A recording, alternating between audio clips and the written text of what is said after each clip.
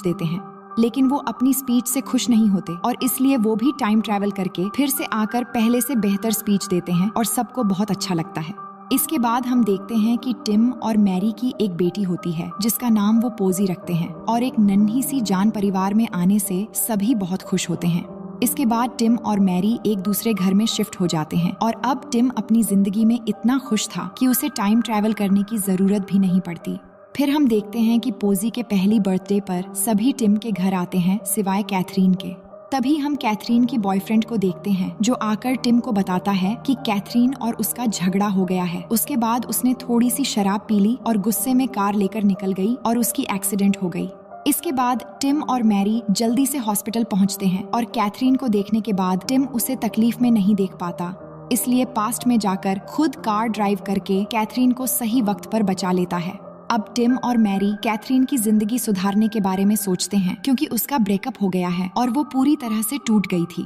इसलिए उसकी मदद करने के लिए टिम उसे टाइम ट्रैवल की सच्चाई बता देता है और उसे न्यू ईयर की उस रात में ले जाता है ताकि वहाँ कैथरीन को उस लड़के से मिलने से रोक सके जिसकी वजह से कैथरीन की जिंदगी बर्बाद होने वाली थी। और कैथरीन उस पार्टी में आकर उस लड़के को थप्पड़ मारती है, जिसके बाद दोनों भाई बहन वापस अपनी टाइम में आ जाते हैं और टिम कैथरीन को अपने दोस्त जय के साथ रहने के लिए कहता है। इसके बाद टिम खुशी खुशी अपने घर वापस आता है, लेकिन आकर वो देखता है कि टाइम ट्रैवल करने की वजह से उसकी बेटी पोजी की जगह एक बेटे ने ले ली है जो टिम के लिए एक अनजान बच्चा है। इसके बाद वो इस बारे में अपने पिता से बात करता है जो उसे बताते हैं कि एक लड़की की जगह लड़का इसलिए हो गया क्योंकि तुम टाइम ट्रैवल करके बच्ची की जन्म से बहुत पहले चले गए थे और ऐसा तुम करते रहोगे तो हर बार तुम्हारा बच्चा भी बदलता रहेगा। इसके बाद ना चाहते हुए भी वो एक मुश्किल फैसला लेकर पास्ट में जाता है और फिर से कैथरीन का एक्सीडेंट होने देता है ताकि उसे वापस उसकी बेटी मिल जाए और उस टाइम में पहुंचता है जिस समय कैथरीन को देखने टिम और मैरी हॉस्पिटल में गए थे,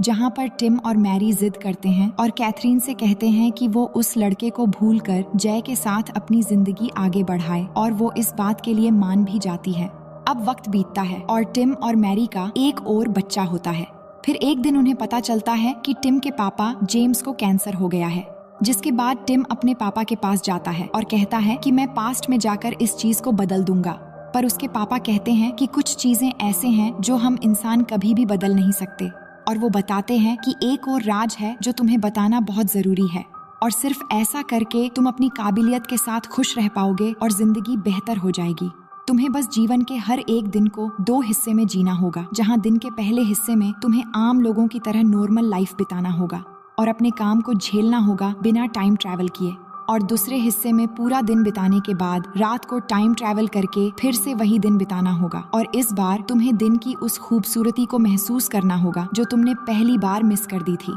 टिम ऐसा ही करता है और अब हर दिन वो खुशी से और बेहतर तरीके से जीने लगता है अपने आसपास की खूबसूरती को महसूस करके। और फिर एक दिन उसे पता चलता है कि उसके पापा गुजर गए हैं, पर अंतिम संस्कार से पहले टिम आखिरी बार अपने पापा से मिलने के लिए टाइम ट्रैवल करता है, जहां वो जानते थे कि टिम उनकी मौत के बाद यहाँ आया है और वो दोनों एक दूसरे के साथ वक्त बिताते हैं और फिर टिम वापस चला आता है। और ऐसे ही जब भी उसका मन करता है तो टिम अपने पिता के साथ वक्त बिताने के लिए पास्ट में चला जाता है। लेकिन फिर एक दिन मैरी उसे बताती है कि वो एक और बच्चा चाहती है, पर टिम के लिए ये एक मुश्किल फैसला था क्योंकि अगर उनका एक और बच्चा हुआ तो वो अपने पापा से मिलने उस बच्चे के जन्म से पहले के समय में नहीं जा पाएगा। इससे उस बच्चे का फ्यूचर बदल सकता है, पर वो मैरी का भी दिल नहीं तोड़ सकता था, इसलिए उसकी बात मान जाता है। इसके बाद अगले सीन में हम देखते हैं कि टिम का बच्चा होने से पहले वो अपने पिता से एक आखिरी बार मिलने जाता है और उन्हें बताता है कि ये उनकी आखिरी मुलाकात है, जिसके बाद वो टिम को अपने साथ ले जाते हैं और वो दोनों अपनी यादें फिर से जीने के लिए टाइम ट्रैवल करके टिम के बचपन में जाते हैं और आखिरी बार एक दूसरे के साथ पूरा दिन बिताते हैं।